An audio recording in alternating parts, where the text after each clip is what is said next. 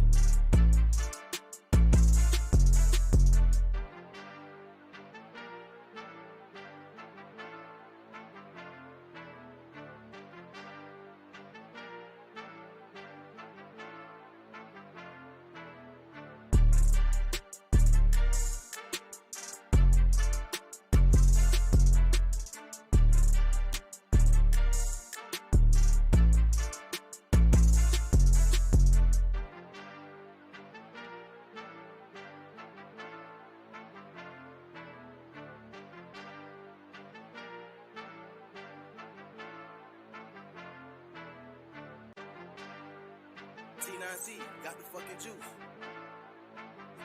Silver's the new gold. It takes the shit sin.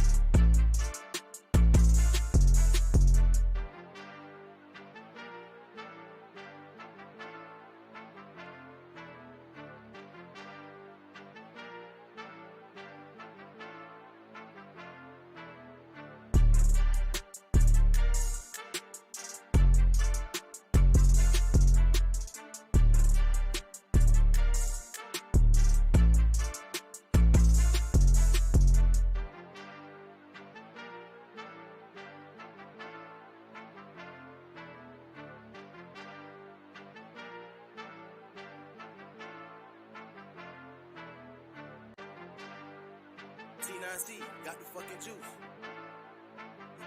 Silver's the new gold. It takes the shit sin.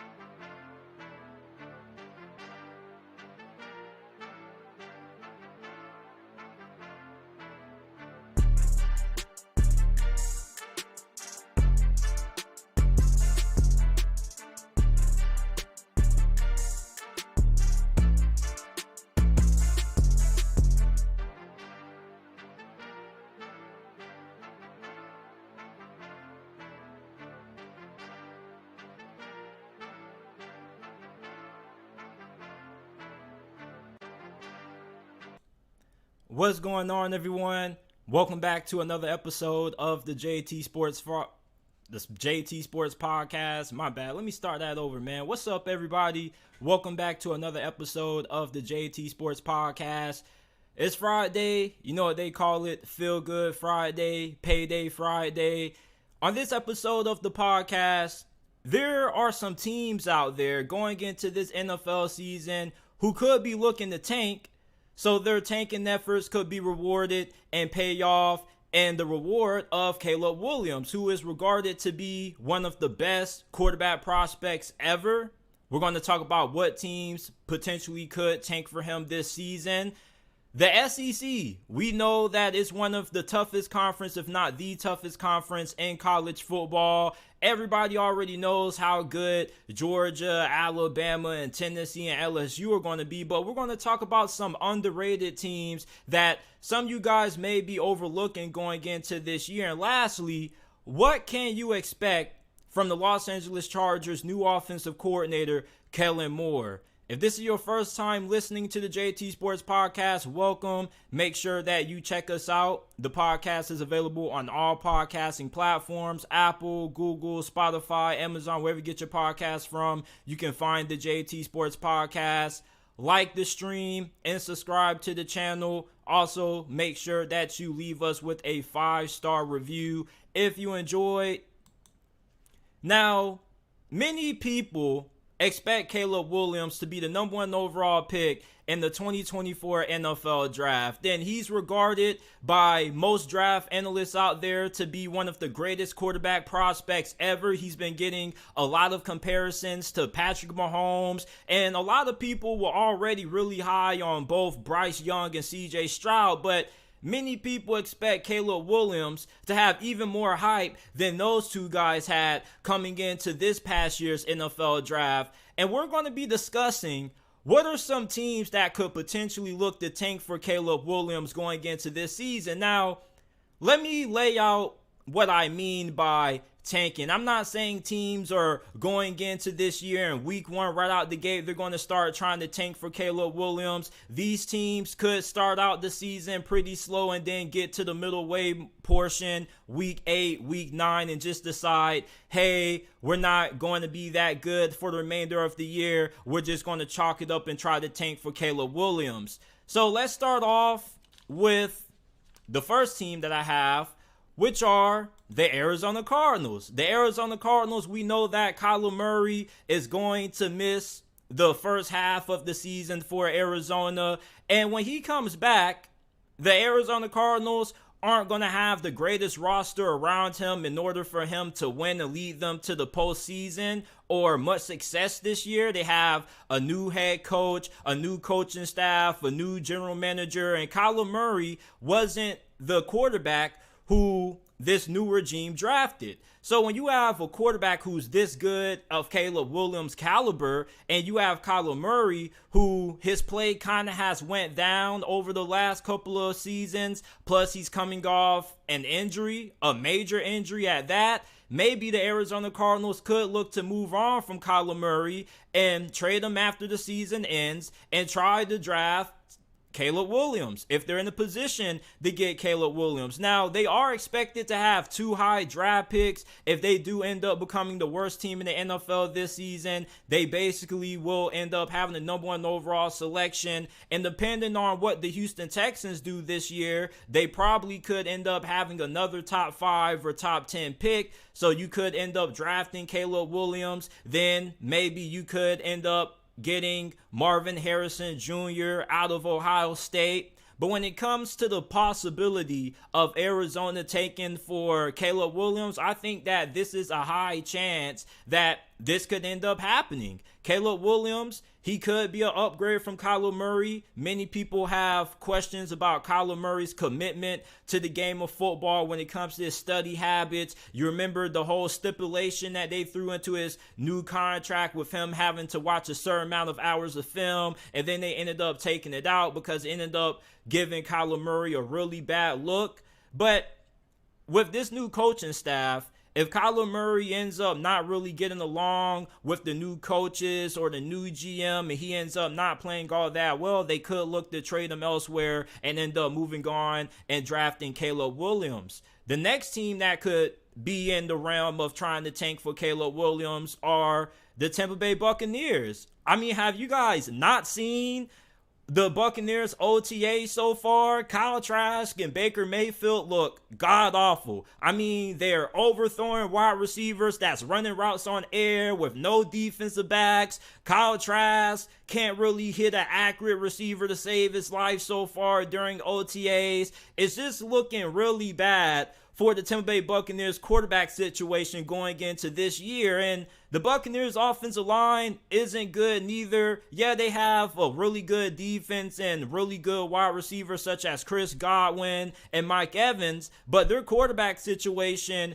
could ultimately be the reason why they could be in range to just go ahead and tank for Caleb Williams. And if you get Caleb Williams and Mike Evans and Chris Godwin are still on the roster next season, the Tampa Bay Buccaneers, without a doubt, could end up having a really good chance of making it back to the postseason next season if they are able to tank successfully and get that number 1 overall pick for Caleb Williams. But you just look at the way their quarterback situation looks right now with Baker and Kyle Trask, it definitely looks like they're going to have a really high chance at being able to land Caleb Williams. What about the Las Vegas Raiders, man? There's already many Raiders fans who already want to throw the towel in on this season and just go all in for tanking for Caleb Williams. I've already seen a bunch of tank for Caleb Williams fan pages on Twitter. I've seen some Raiders fans who have their Twitter profile of Caleb Williams in a Las Vegas Raiders jersey photoshopped. So many Raiders fans definitely are on board when it comes to the idea of throwing the towel in on this season and trying to go all in for Caleb Williams. And plus, you look at Jimmy Garoppolo, the dude already isn't fully healthy. When they first tried to sign him, the dude had a nagging injury coming from his late season injury that he suffered with the San Francisco 49ers. So it turns out he actually did need surgery for it the whole time. So Jimmy Garoppolo, he ends up signing with the Raiders, and they end up editing the contract to add a addendum to it. So if Jimmy Garoppolo doesn't pass his physical and he's not able to play for the Raiders come week 1 of the regular season, they could end up releasing him without having to pay him a single dime. So then that could put them in a situation where they might have to start Brian Hoyer or Aiden O'Connell, and they could end up sucking so bad that they could end up having the number 1 overall pick and getting Caleb Williams. But even if Jimmy Garoppolo plays this year and he is fully healthy going into week 1, I don't think he's going to be able to hold up for the full 17-game season. Jimmy Garoppolo, during his time with the 49ers, he only played, 1 season when he was fully healthy? So even if Jimmy G is ready to go come the start of this year, I don't expect the Raiders to be all that good. I don't really see them winning no more than 4 to 5 games max. When you look at the AFC West division, you already have Kansas City. You got the LA Chargers, who are going to be really good. The Denver Broncos are going to be way better with Sean Payton as their head coach. The Las Vegas Raiders, I don't really see any way they win more than 4 or 5 games this year. I don't believe in Josh McDaniels as their head coach, and many Raiders fans feel the same way I feel about this organization right now. So I definitely think out of all the teams who could really end up throwing the white flag at the middle of the season and just saying, F it, let's just go ahead and try to get Caleb Williams, I think the Raiders most definitely could be that team come week 8, week 9. The season isn't going right. People have already lost faith in the locker room and Josh McDaniels. I definitely think the Raiders could be in a situation come the middle half of this season where they just chalk it up and just say, let's just go ahead and try to tank for Caleb Williams. And the last team that I think could tank for Caleb Williams are the Tennessee Titans. And Titans fans, if you're watching this, you're probably going to be really pissed off right now because you're going to be saying, JT, Mike Vrabel is way too good of a head coach for the Titans to be trying to tank for any quarterback.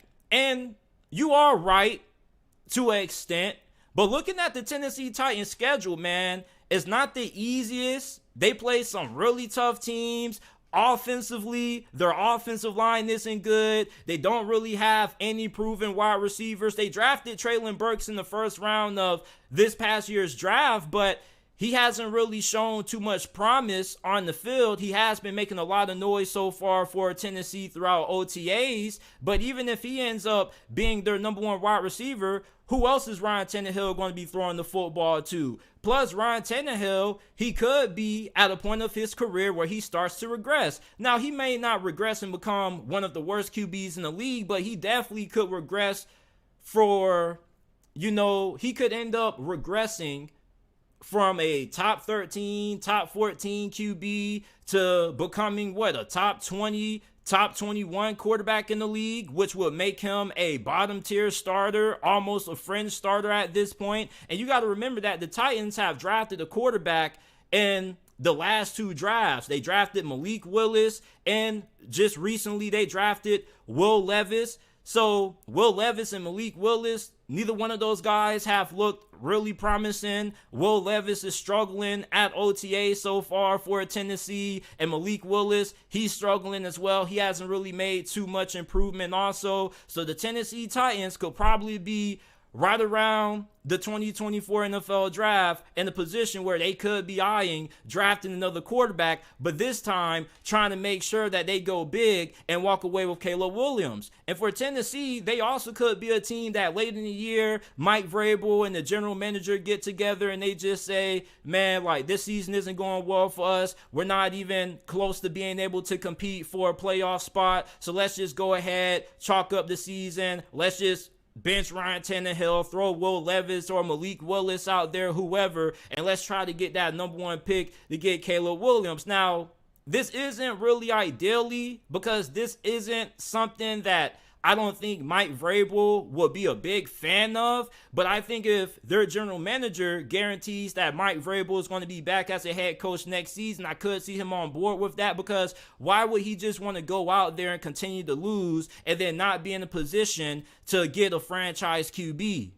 Mike Vrabel is a guy that, although he is ultra competitive, and even though I'm not expecting Tennessee to be awful when it comes to an on the field standpoint, even if they have a bad record where they only win 4 or 5 games, most of those games are going to be really close, because you know the kind of team Tennessee is. They're a scrappy football team. They're going to fight, claw, and find ways to try to stay with you in games that they have no business being in. You remember how they almost beat Kansas City last year with Malik Willis at QB, and that was on the road in Arrowhead. So for Tennessee, this is a team that I don't think they're going to win a lot of games this year. I definitely expect them to have a really high draft pick next season, but I don't think it's going to be a season where they're just getting blown out and they're not going to be competitive in their games like the Raiders, the Buccaneers, and the Cardinals possibly are going to be. I think Tennessee still has the potential to be good enough where they put themselves in a situation where they're not going to be able to tank for Caleb Williams. That's if Mike Vrabel doesn't want to go ahead and throw in the towel on the season. They just want to try to find a way just to make it to the postseason or just try to be competitive. But ideally, looking at the Titans schedule, I don't really have them winning no more than 5 to 6 games max. So I definitely could see them tanking for Caleb Williams. But these are the teams that I think could possibly tank for Caleb Williams this upcoming season. The SEC is the most talented conference in all of college football. We already know about Alabama, Georgia, Tennessee, and LSU. All 4 of those teams are expected to be in the college football playoff conversation this season, but there are a good amount of under-the-radar teams that a lot of people kind of aren't talking about. And one of the most underrated teams going into not only this college football season, but also going into the SEC has to be Kentucky, man. Like, Kentucky, prior to last season, they were coming off a 10-win season. And then their offensive coordinator at the time, Liam Cohen, he ends up leaving the coaching staff. He goes back to LA with Sean McVay for 1 season. The offense struggles. Will Levis struggles. The offensive line wasn't good. They did have 2 really good true freshman wide receivers, and Dane Key and Baron Brown, who returned. But for the most part, their offense last season was just all out of wax. It was just all out of sorts. So they lose Will Levis. They lose star running back Chris Rodriguez. And then they go into the transfer portal and they get former NC State quarterback Devin Leary, who missed a significant amount of last year due to an injury that he suffered, but he's back fully healthy. And prior to him getting injured, he was probably the best quarterback in the ACC. You bring him to Kentucky with Liam Cohen coming back after 1 year with the Rams. He returns. You're going to be throwing to Dane Key, Baron Brown, which is probably one of the best wide receiver duos going into the SEC this year. Then your offensive line most definitely should be improved, because last year was really out of the ordinary when it comes to Kentucky's offensive line. When you think of Kentucky, the first thing that mostly comes to your head is how good their offensive line performs. They probably have one of the most consistent offensive lines year in and year out every single season. So last year, for their offensive line to perform the way that they did was a bit of a surprise, and I expect for that to change this season. I expect their offensive line to perform way better than what they did last year. Now, their offensive line may not perform at the level that it was prior to 2022, but I do expect this offensive line to at least be solid this year. Then you already know that their defense is still going to be really good. Kentucky always has one of the better defenses in this conference. I think for Kentucky, they probably have a high chance of competing with Tennessee for the second best team in the SEC East this year. I know that may sound a little bit crazy because a lot of people are really excited about Joe Milton and Josh Heupel going into this year, but Kentucky is definitely a team that you guys need to keep your eyes on for this year, man. This team has some really talented players at wide receiver. You got your guy at quarterback in Devin Leary, who I think is probably going to be better than Will Levis. Will Levis, he wasn't bad, but the dude was really reckless with the football, especially late in games. With Devin Leary, you're going to have somebody who is a better passer, somebody who is way better at reading defenses and doesn't make the same amount of critical mistakes that Will Levis did late last year. Like, do you remember that Ole Miss game when Will Levis had fun with the football and it sealed the victory for Ole Miss? Those are the kind of mistakes that you're not going to see that often out of Devin Leary at QB. And Mark Stoops is one of the better coaches in college football. He's probably the second most underrated coach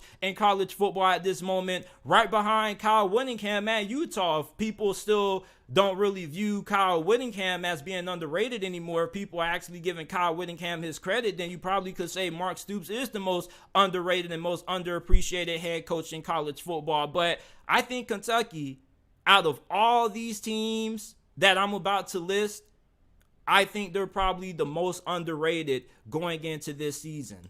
What about Auburn, man?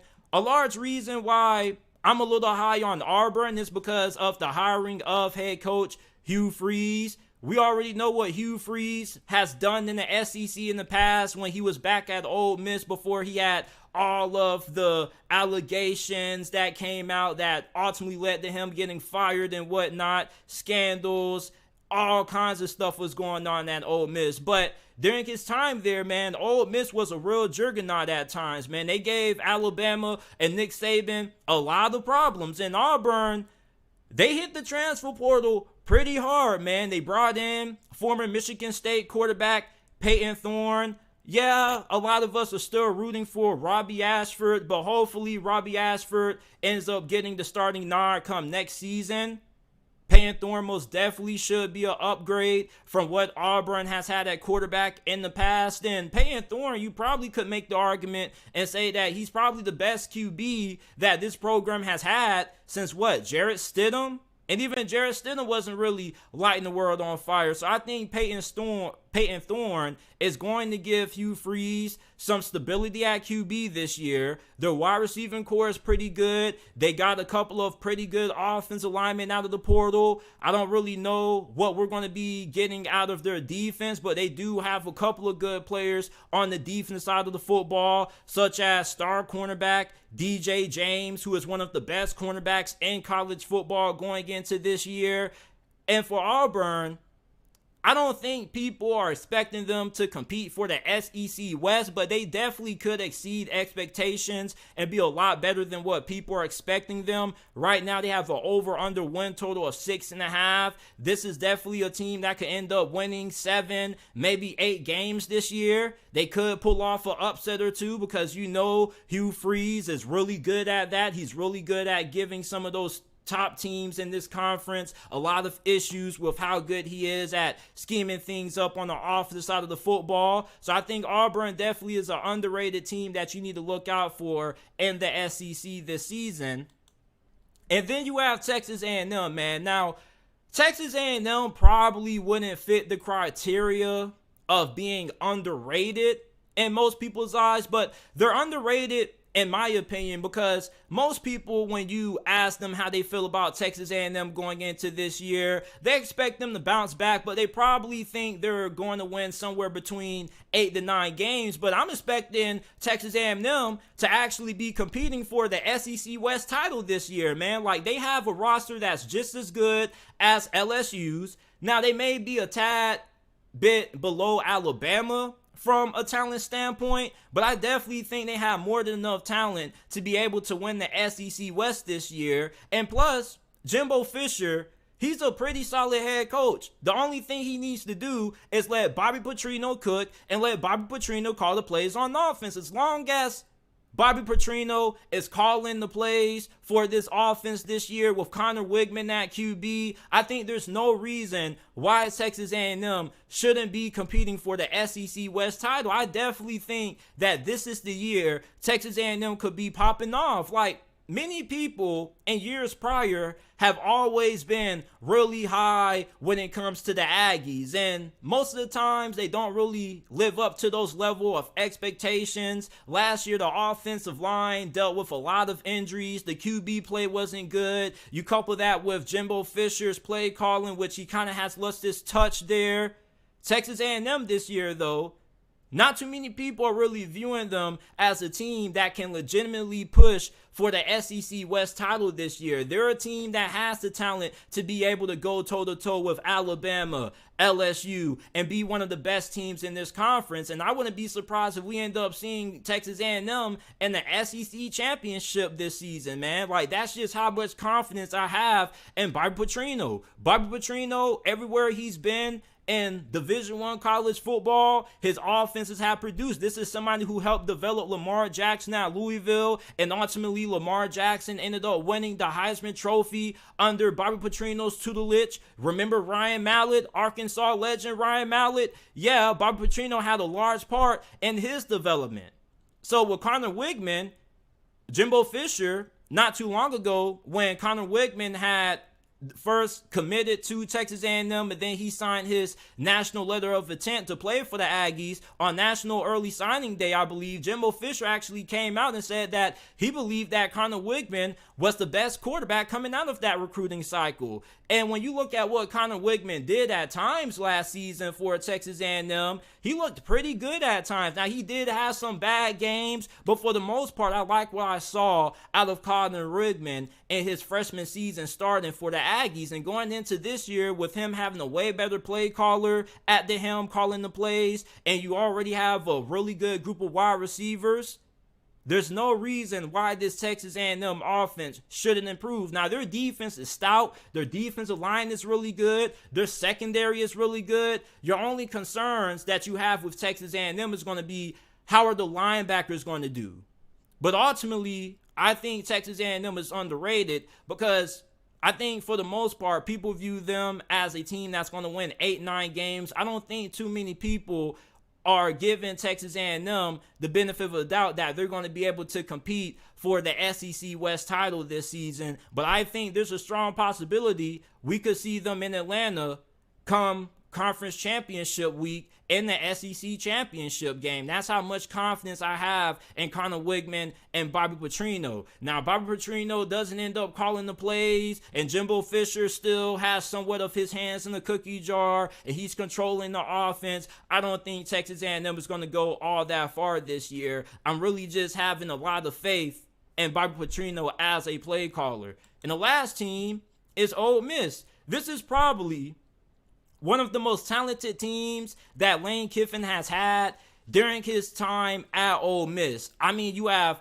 Quinshon Judkins, who was the best running back in college football last year. He had over 1,500 rushing yards, 16 touchdowns. He was averaging nearly 6 yards per carry behind one of the best offensive lines in college football. This is an offensive line that returns 4 out of 5 starters. Their offensive tackle situation is phenomenal. Both of their 2 tackles are most likely going to be playing on Sundays. The wide receiver group is really good, even though I'm really hurt about what happened with receiver Chris Marshall. I wish he would have had his act together, because if he would have been able to play for Ole Miss this season and he never got booted off the team, he would have had a really fantastic season in that Lane Kiffin system. But despite losing him, they're not too shabby at wide receiver. They return slot receiver Jordan Watkins. You have transfer wide receiver out of Louisiana Tech, Trey Harris, who last year for Louisiana Tech, he had 65 receptions, 935 receiving yards, and he also caught 10 touchdown passes. He was a first-team Conference USA selection. And then you got Dayton Wade, who returns. He gives you some depth there. A lot of Rebels fans are really excited about tight end Michael Trigg. Some Ole Miss fans think that he can end up becoming the second best tight end in this conference this season behind Brock Bowers. Now, I don't really know about the defense. They got Pete Golding, who left Alabama to come coach under Lane Kiffin. I'm not really a big fan of his defenses. His defenses weren't really good during his time at Alabama, and I'm not really expecting the defense to improve all that much, even though I don't think your defense can be any worse than what it was last year for Ole Miss. So I think for Pete Golding, maybe there's a chance that this defense makes instrumental improvement. Maybe he goes back and he watches the tape and he changes some things around. But for the most part, I'm banking on Ole Miss offense to be elite this year. Now, we don't know who's going to be playing quarterback. I don't think their quarterback situation is in a bad state, because you have 3 guys who are all capable of starting. But from watching their spring game, Spencer Rattler, at least to me, well, not Spencer Rattler, Spencer Sanders, looked like the best quarterback for Ole Miss. He transferred from Oklahoma State, and he was one of the better quarterbacks in the Big 12. The problem with Spencer Sanders isn't talent. It's really just him being able to be consistent, because when you watch Spencer Sanders play, his highs are really high. When he's at his best and he's on fire, he's one of the best quarterbacks in college football. But his lows are really, really bad, man. When Spencer Sanders struggles, he turns the football over at a really high rate. He kind of ends up looking like a deer in headlights at times. Now, him going to Lane Kiffin, who does a really good job at working with quarterbacks and elevating the player QBs. Plus, he's going to have a way better offensive line. When he was playing for Oklahoma State, man, this guy was running for his life back there behind that offensive line. Plus, they didn't really have too much talent at wide receiver. So he's going to an Ole Miss team that is really good at wide receiver, has a fantastic offensive line. You're going to be getting coached up by one of the best offensive minds in college football right now, in Lane Kiffin. So I think if Spencer Sanders ends up getting the start, Ole Miss is going to be really good. But if they end up going with Jackson Dart, I don't think they would be too bad. I definitely think he could end up improving going into his second season in that system. But those are the teams that I think are the most underrated going into this upcoming college football season, man. I really am banking on Texas A&M to be able to compete for the SEC West title this year. Kentucky, I definitely think they should end up bouncing back and going toe-to-toe with Tennessee for runner-up in the SEC West this year. But these are my most underrated teams in the SEC for the upcoming 2023 college football season. What can LA Charger fans expect from new offensive coordinator Kellen Moore? Now, Kellen Moore was the OC for the Dallas Cowboys for the past 5 seasons, and after last year, surprisingly, they got rid of him. And I feel like Mike McCarthy got rid of Kellen Moore in the scapegoat kind of fashion. Same way that the Buccaneers fired Byron Leftwich. Kellen Moore, last season, this guy coached Dallas, they're having a top 10 offense. They were top 10 in damn near every statistical category. So it didn't really make a lot of sense to me why Dallas ended up firing him. And then you got Dallas Cowboy fans trying to put all of Dak Prescott's struggles all on Kellen Moore. Like, you got to quit it, man. If you're a Dallas Cowboy fan, just own up and say that Mike McCarthy made a mistake moving on from Kellen Moore. Now, I think that the Cowboys offense is going to be perfectly fine, but I definitely think Dallas is going to take a step back offensively, and the LA Chargers offense is going to be better with Kellen Moore calling the plays than it was under their previous offensive coordinator in Joe Lombardi, who was able to put up 27 points in the first half against Jacksonville, and then in the second half just went completely blank.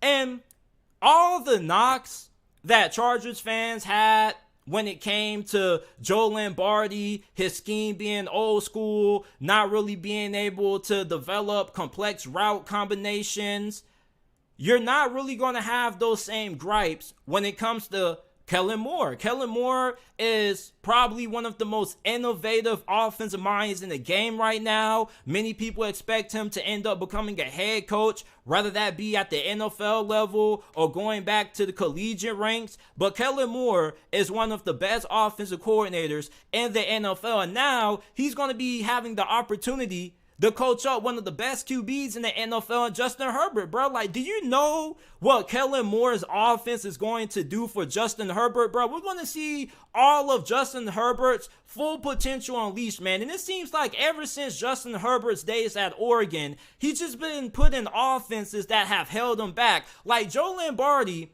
had a Ferrari, and he was trying to drive that thing like it was a damn Honda Civic, bro. Like, let this man, Justin Herbert, off the leash, man. Let Justin Herbert sling that rock, man. And that's one thing that Kellen Moore is going to let Justin Herbert do, because something that Kellen Moore did a fantastic job at during his time calling plays for Dallas was getting big explosive plays in the passing game. His deep passing concepts are phenomenal.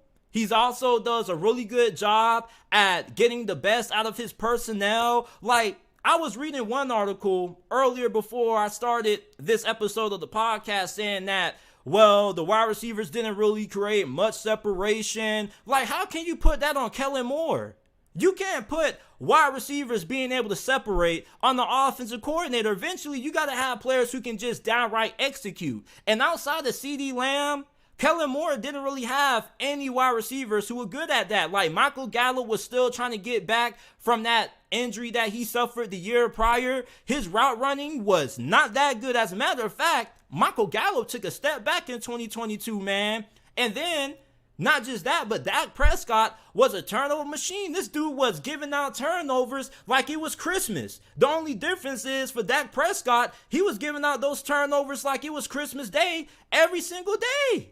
He was looking like Santa Claus out there, man. And every time Dallas got into late game situations, Dak Prescott couldn't come through. Not just that, but he also was not making the proper reads. He was at times getting a little bit too conservative with the ball. Like, I believe that Kellen Moore getting fired was a scapegoat move by Mark McCarthy. It didn't really make too much sense, man. It just seemed like the Dallas Cowboys had to put the blame on somebody, so they just went ahead and put the blame on Kellen Moore. This was somebody who was getting head coaching interviews, man. You don't get head coaching interviews if you're not good at what you do.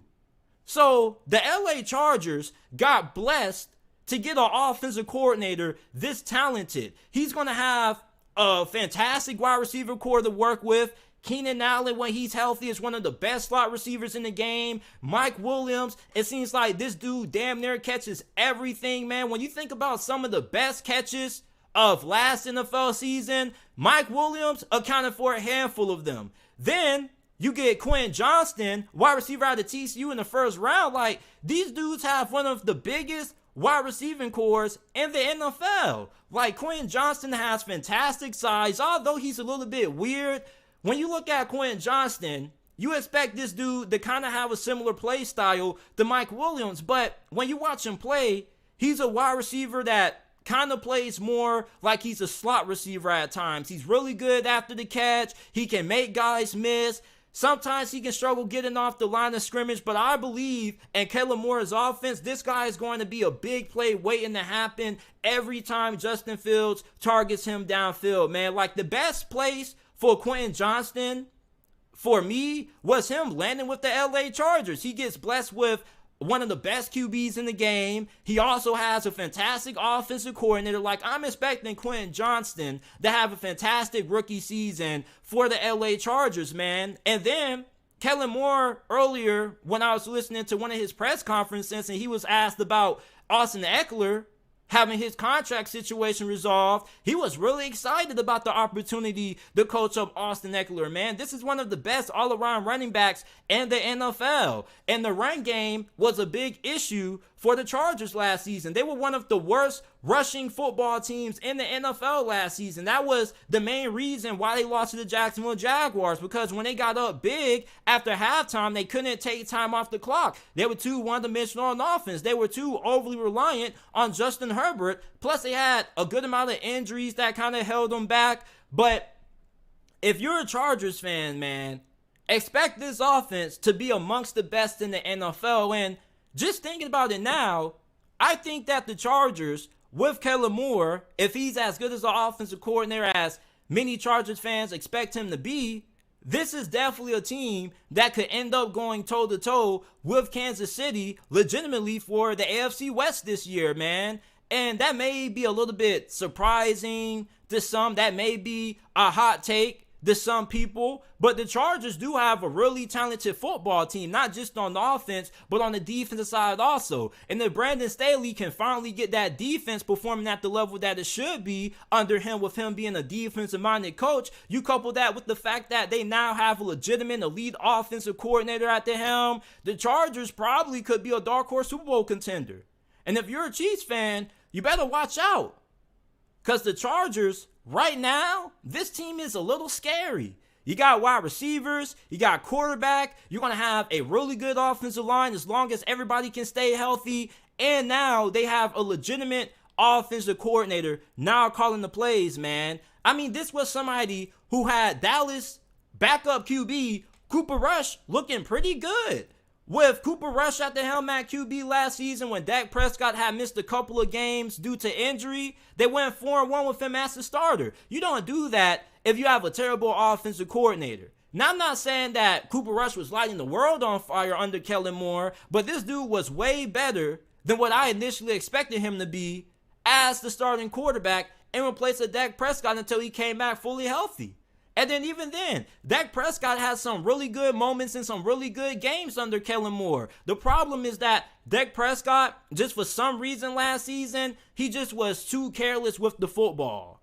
And yet, I don't get how that was Kellen Moore's fault, man. Like, Kellen Moore with Justin Herbert, bruh, they're going to be cooking up some legitimate dimes downfield, bruh. This dude has one of the best passing games, one of the best passing schemes in the NFL when it comes to generating big plays downfield, and that's something that Justin Herbert hasn't really been allowed to do, not just during his time being the starting QB for the LA Chargers, but even back to his college days when he was playing at Oregon. He now has an offensive coordinator that truly understands Justin Herbert's skill set. That never made any sense to me, how Joe Lombardi had a quarterback that had one of the strongest arms in the NFL, but yet he never allowed this guy to let it loose. Plus, his scheme was old school in a lot of Chargers fans' eyes. So now you have an offensive coordinator and Kellen Moore, who's going to be running a modern-day offense. This is also somebody that makes pretty good adjustments. That was another thing that Joe Lombardi struggled to do. He struggled to really adapt his offense. He kind of was out of touch. I'm surprised that the Chargers offense performed at the way that it did last season, good enough to make it to the postseason. We probably could give Justin Herbert the majority of the credit for that. But for Kellen Moore, man, he has the perfect opportunity to get a head coaching job with the team that he has in LA. Justin Herbert, one of the best QBs in the game. You have one of the best receiving cores in the game. You're going to have a really good offensive line. The Chargers offense should at least be top 5, no worse than top 8 in the NFL this season. And when this offense starts cooking up dimes downfield, they're going to be a really scary team that if you're opposing defensive coordinator, you're going to have a hard time game planning for Mike Williams, Quentin Johnston, and Keenan Allen. Kellen Moore, this is the perfect opportunity this season for him to prove himself, not just as a legitimate offensive coordinator, but also he probably could catapult himself into being a potential head coaching candidate next season. So let me know how you guys feel about the LA Chargers offense going into this season with new offensive coordinator Kellen Moore. And this is it for this episode of the JT Sports Podcast, man. I appreciate you guys for tuning in. If you haven't already, make sure that you leave a like, subscribe to the channel. We live stream Monday through Friday, every day at 5 p.m. Eastern Time. Listen to the JT Sports Podcast, available on all podcasting platforms. Give us a 5-star review if you enjoyed. Share this podcast on your social media platforms with your friends, family members, and acquaintances. And I will see you guys Monday, 5 p.m. Eastern